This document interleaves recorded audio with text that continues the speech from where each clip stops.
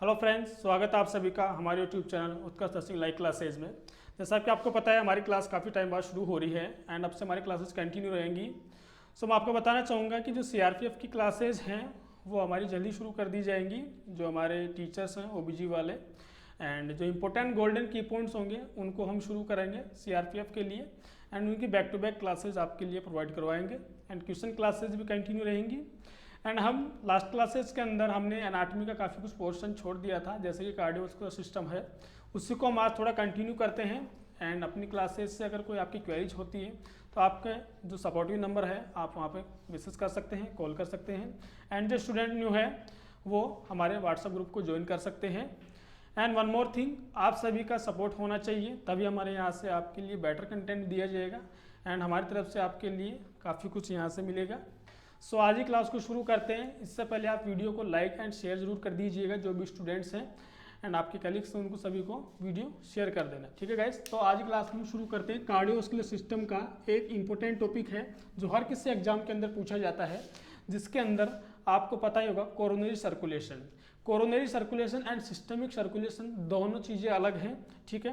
तो जैसे systemic circulation हमने लास्ट क्लास से डिस्कस किया था, उसी तरीके से आज हम कोरोनरी सर्कुलेशन को कंटिन्यू करते हैं। ऑलरेडी इस पर क्लास थी, लेकिन वो क्लासेस से कुछ स्टूडेंट के मैसेज आए थे, कुछ क्वेरीज थी, तो इसलिए इसको फिर से शुरू करते हैं। And conduction system of the heart, दोनों चीज़ें हम यहाँ पर डिस्कस करने वाले हैं, ठीक है गाइस। सो क्लास को प्लीज़ लाइक एंड शेयर जरूर कर दीजिएगा। सो हम शुरू करते हैं conduction system of the heart, ठीक है गाइस। सबसे पहले हम पढ़ते हैं कोरोनरी सर्कुलेशन। कोरोनरी सर्कुलेशन एक इंपॉर्टेंट चैप्टर है। एमआई आपको तभी समझ में आता है जब आप कोरोनरी सर्कुलेशन समझ पाओगे। तो ध्यान से सुनिएगा हर एक चीजें। कोरोनरी सर्कुलेशन एक इंपॉर्टेंट चैप्टर है, इंपॉर्टेंट टॉपिक है, जहाँ से एग्जाम में क्वेश्चन बनते हैं एंड एमआई के टाइप डिफरेंट टाइप आप पढ़ते हो वो आपको समझ आनी चाहिए। सो इसी के बेसिस पे आपको ये सब चीज़ें समझ आएंगी कि कोरोनरी सर्कुलेशन क्या होता है, कैसे आपको हार्ट को ब्लड सप्लाई होती है। जिस तरीके से हमारी बॉडी के अंदर, जिस तरीके से ध्यान से सुनिएगा, हमारी बॉडी के अंदर एरोटा के थ्रू डिफरेंट आर्टरी जाती हैं एंड हमारे डिफरेंट पार्ट को ब्लड सप्लाई करती है, उसी तरीके से आपकी एक आर्टरी होती है जो हार्ट को ब्लड सप्लाई करती है, उससे हम कहते हैं कोरोनरी आर्टरी, ठीक है गाइस। ध्यान से सुनना, coronary artery, okay. So heart को ब्लड सप्लाई किसके थ्रू मिलती है, सबसे पहला क्वेश्चन ये आता है। तो हार्ट को जो ब्लड सप्लाई मिलती है वो आपकी कोरोनरी आर्टरी के थ्रू ब्लड सप्लाई मिलती है। हार्ट को ब्लड सप्लाई मिलती है किसके through, coronary artery, okay. Important point है, नोट करते जा रहे हैं चीज़ों को।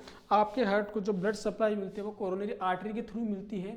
अब जो आपकी कोरोनरी आर्टरी होती है, मेजरली दो कोरोनरी आर्टरी होती हैं, ठीक है। दो कोरोनरी आर्टरी होती है। कौन कौन सी होती है वो दो कोरोनरी आर्टरी देखने को मिलती है। फर्स्ट आती है आपकी right coronary artery and second आती है लेफ्ट कोरोनरी आर्टरी। इसके अगर आपको नोट्स चाहिए तो इसके ऑलरेडी बैक क्लासेज हो चुकी है, उसके अंदर line to line as it is language लिखी हुई है, उसको आप जाके देख सकते हैं। यहाँ पे हम इसको समझने की कोशिश करेंगे, ठीक है, ज़्यादा कुछ लिखेंगे नहीं। देन तो हमने क्या देखा, right coronary artery and left coronary artery. अब इंपॉर्टेंट क्वेश्चन ये आता है कि जो कोरोनरी आर्टरी होती है इसकी शुरुआत कहाँ से होती है, ये कहाँ से अराइज होती है, ठीक है।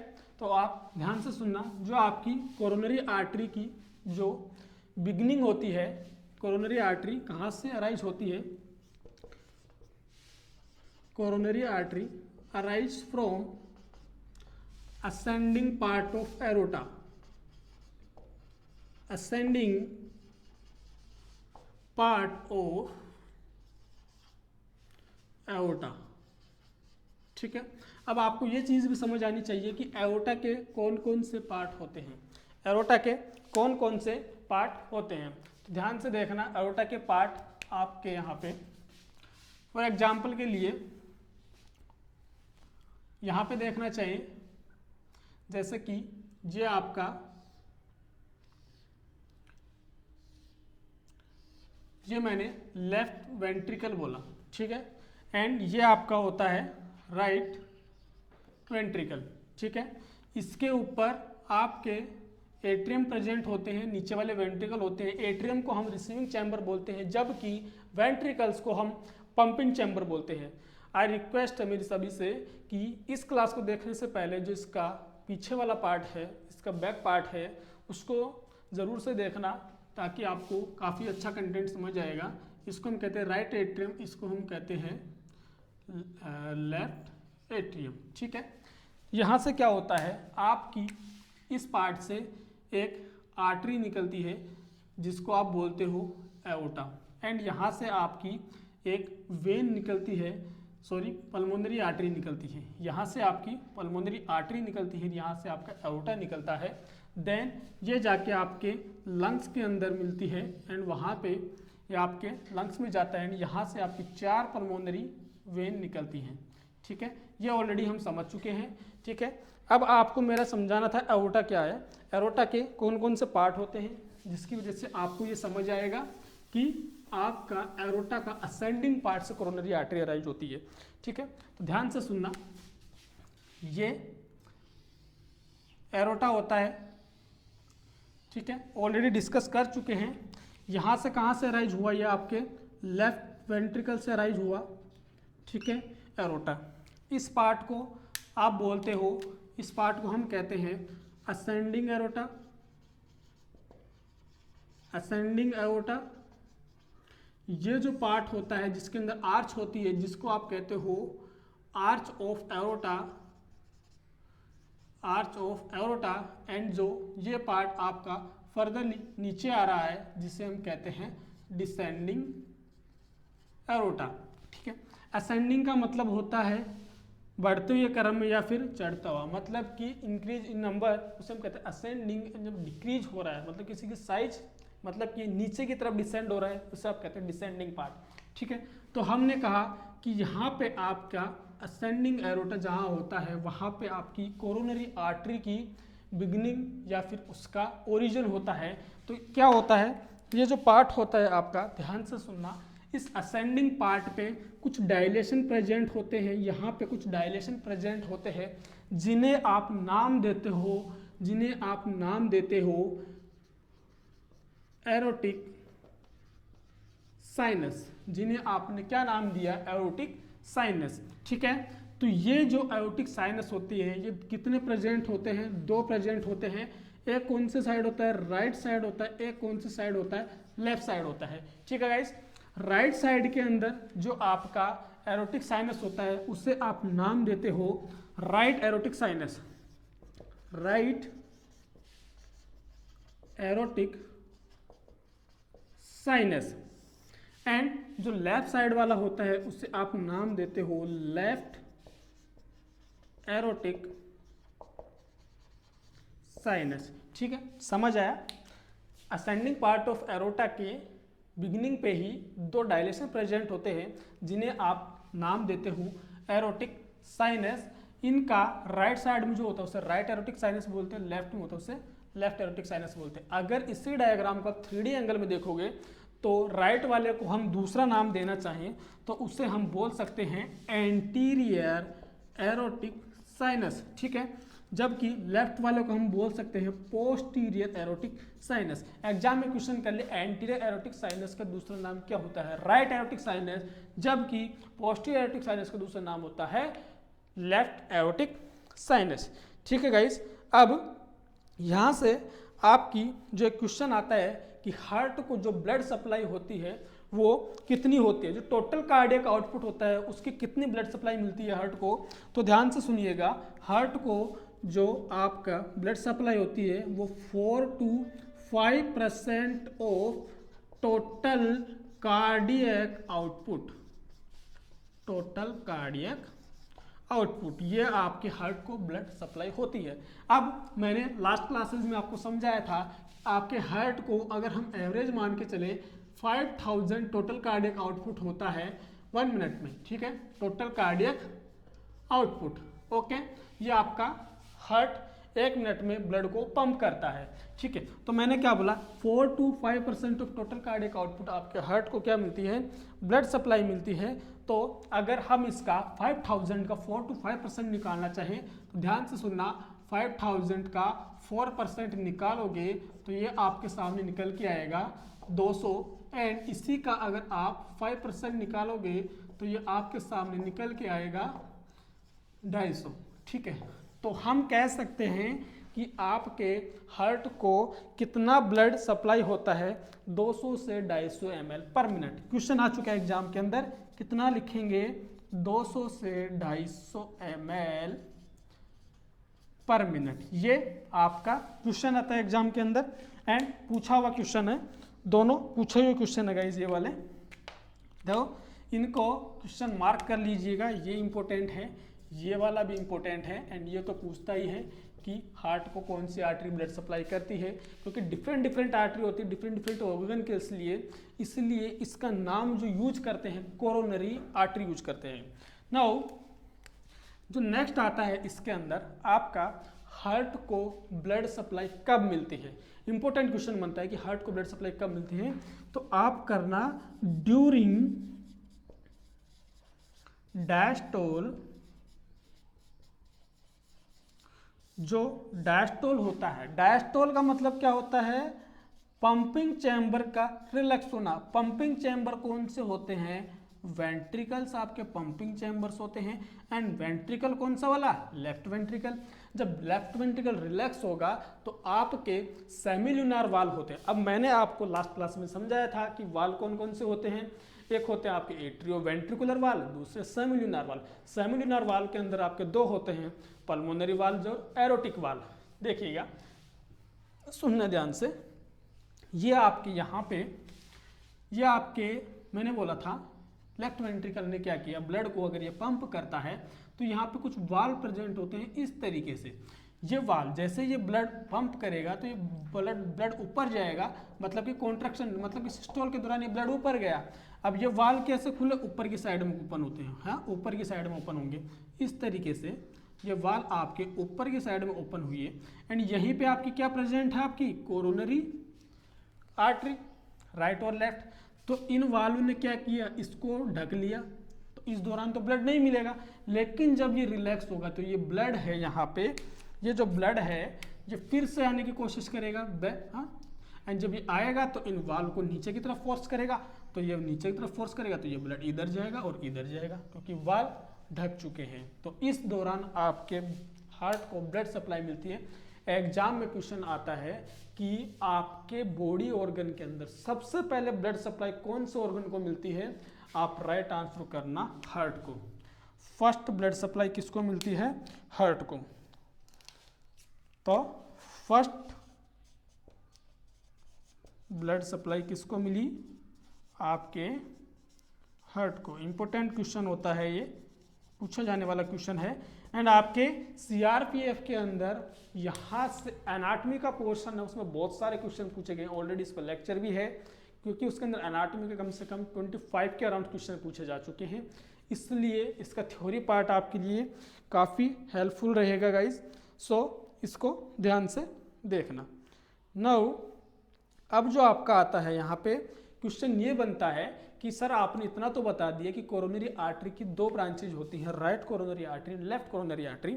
अब ये हार्ट के कौन कौन से पार्ट को ब्लड सप्लाई करती है, इसको नोट कर लीजिएगा, ठीक है। तो अब ये देखते हैं कि आपके हार्ट को कौन सी आर्टरी कहाँ कहाँ ब्लड सप्लाई करती है एंड कौन कौन से पार्ट को करती है। एंड देन अगर वहाँ की ब्लड सप्लाई इंटरप्ट हो जाती है तो कौन से कंडीशन एंड कौन से टाइप का एमआई देखने को मिलेगा।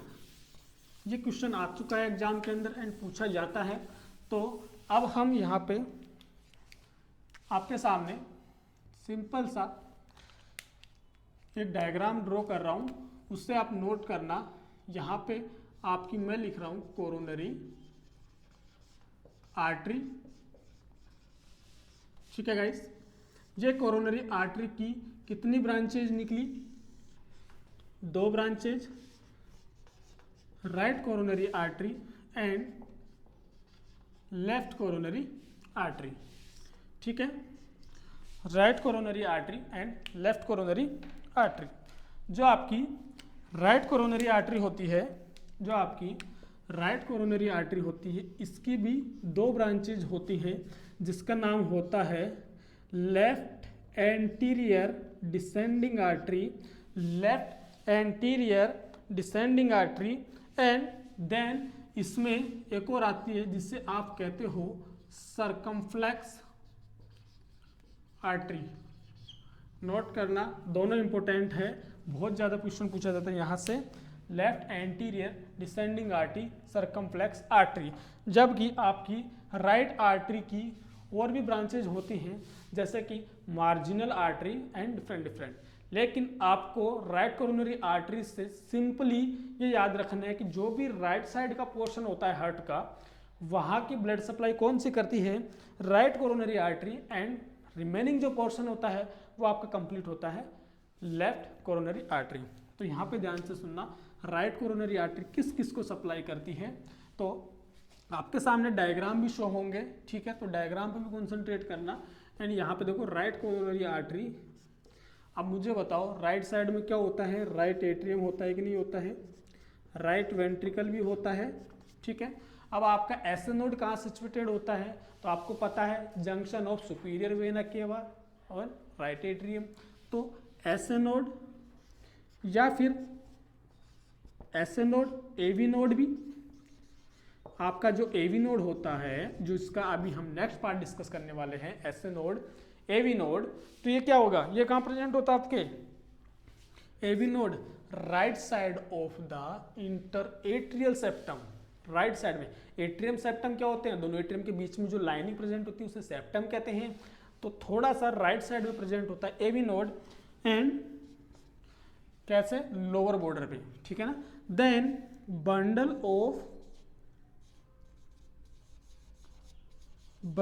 Of His and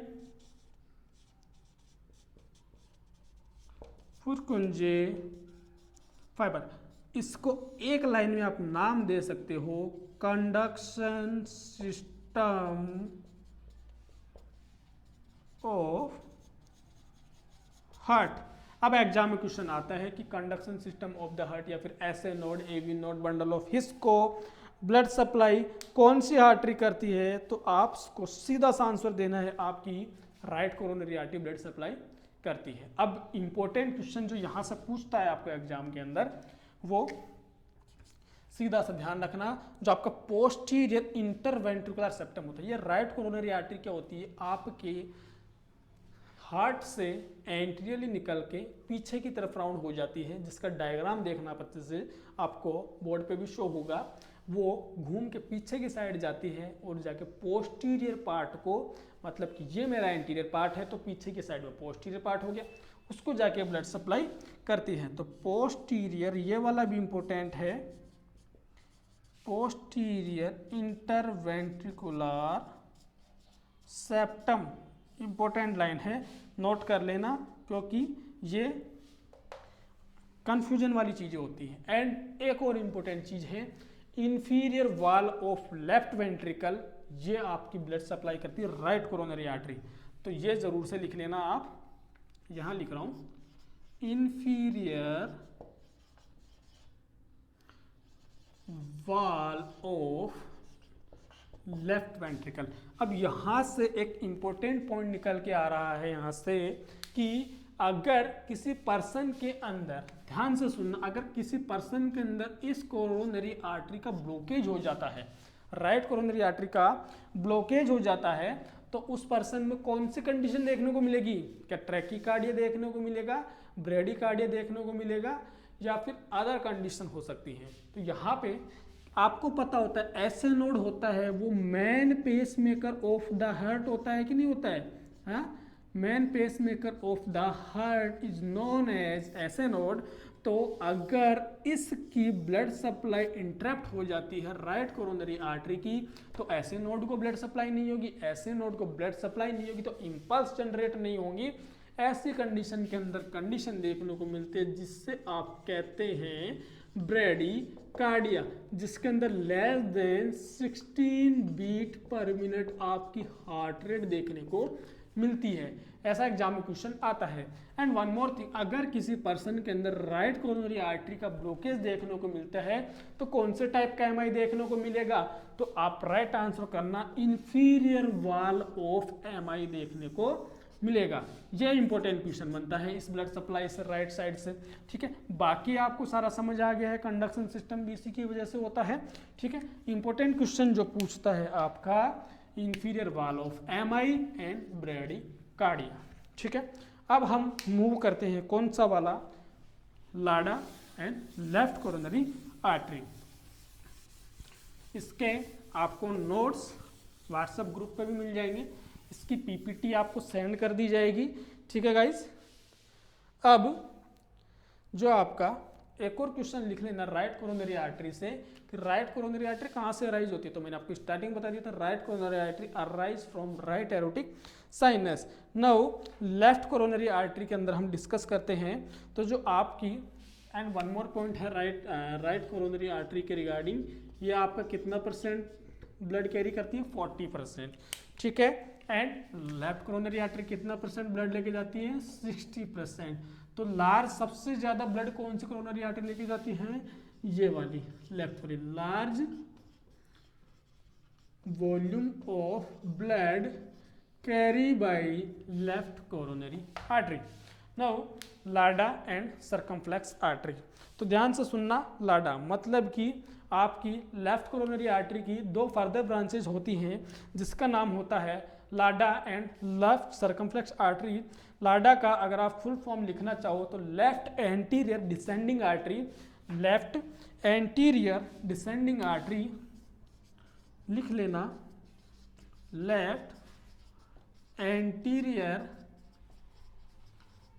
descending artery, ये आपका लाडा का दूसरा नाम होता है। एंड इसी आर्टरी का एक और नाम होता है जिसे हम कहते हैं लेफ्ट इंटरवेंट्रिकुलर आर्टरी। इसी का एक और नाम होता है जिसे आप कहते हो लेफ्ट इंटरवेंट्रिकुलर आर्टरी, ठीक है guys. Left interventricular artery, examiner किस तरीके से भी क्वेश्चन दे सकता है कि लेफ्ट इंटरवेंट्रिकुलर आर्टरी किस किस को ब्लड सप्लाई करती है, लेफ्ट एंटीरियर डिसेंडिंग आर्टरी किस किस पार्ट को ब्लड सप्लाई करती है, जबकि लाडा किस किस पार्ट को ब्लड सप्लाई करती है।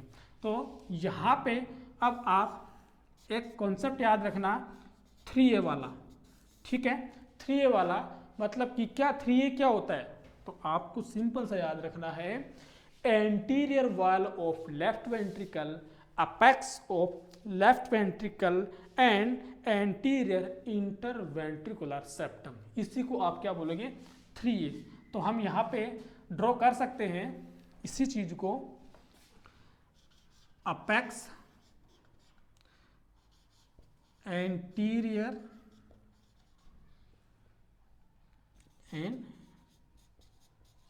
anterior, apex of heart. अब अपेक्स से क्वेश्चन बनता है कि एडल्ट के अंदर जो अपेक्स वाली जो बीट होती है, अपेक्स हार्ट रेट होती है, अपेक्स पल्स बीट होती है, अपाइकल पल्स होती है, वो कौन से इंटरकोस्टल स्पेस पर लिसन की जाती है, 5th इंटरकोस्टल स्पेस। क्यों?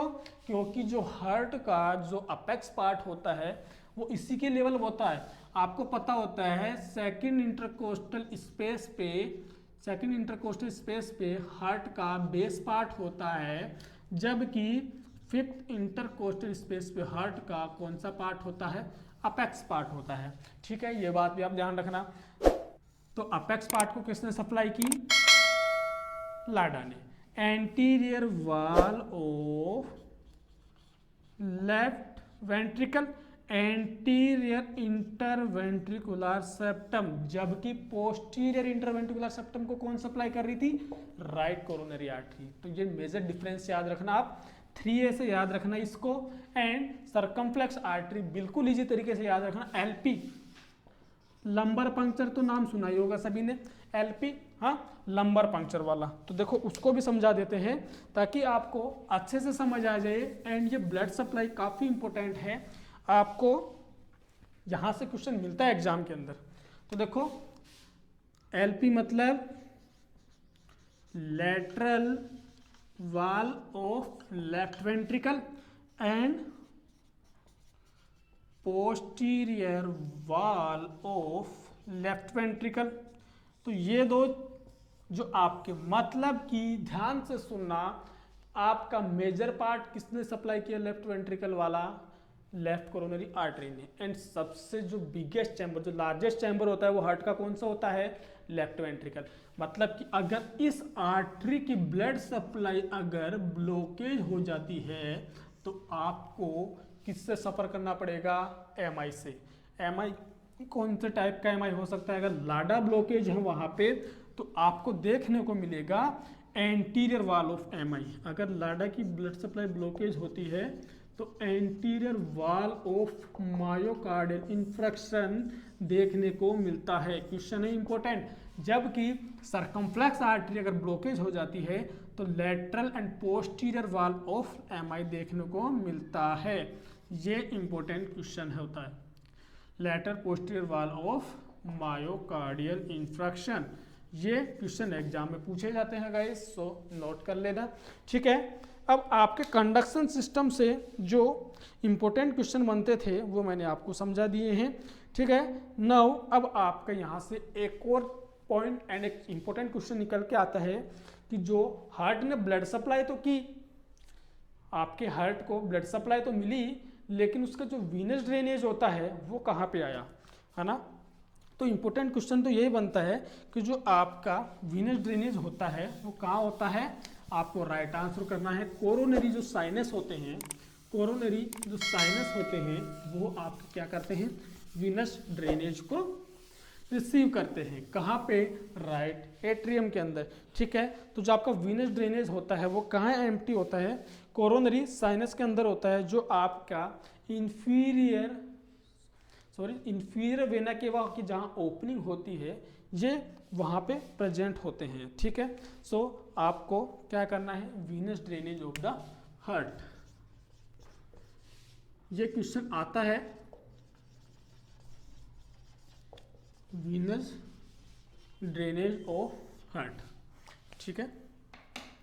तो वीनस ड्रेनेज के अंदर क्या हुआ आपका, वीनस ड्रेनेज में आपकी जो लिख सकते हो, drain empty into coronary sinus. कहाँ पे, राइट एट्रियम में, ठीक है, राइट एट्रियम में। कहाँ प्रेजेंट होता है, एग्जाम में क्वेश्चन कर ले तो left side of inferior vena cava. दोनों इंपोर्टेंट क्वेश्चन है, पूछ सकते हैं एग्जाम के अंदर, सो क्वेश्चन मार्क लगा लेना। ओके गाइस, अब यहाँ तक आपका क्या कंप्लीट हुआ है, कोरोनरी सर्कुलेशन। अब जो इसका नेक्स्ट पार्ट होगा वो आपका होगा conduction system of the heart, ठीक है। सो गाइज मेरी आपसे यही रिक्वेस्ट है, वीडियो अच्छा लगे तो प्लीज़ लाइक एंड शेयर जरूर कीजिएगा। अगर आपकी कोई क्वेरीज होती है आप पूछ सकते हैं, आपकी क्लासेस कोशिश करेंगे बैक टू बैक रहें। एंड अगर आपका कोई फ्रेंड्स लोग हैं जिनको कोई क्वेश्चन हो, कोई क्वेरीज हो, दिए सपोर्टिव नंबर से आप कॉल कर सकते हैं, ठीक है। आपका सपोर्ट ऐसे बनाए रखना। आज की क्लास में इतना ही देखते हैं, नेक्स्ट पार्ट होगा आपका conduction system of the heart, then इसके बाद के अंदर हम अलग सिस्टम शुरू करते हैं। सो आज के लिए इतने, बाकी नेक्स्ट क्लास में। Okay guys, thank you so much.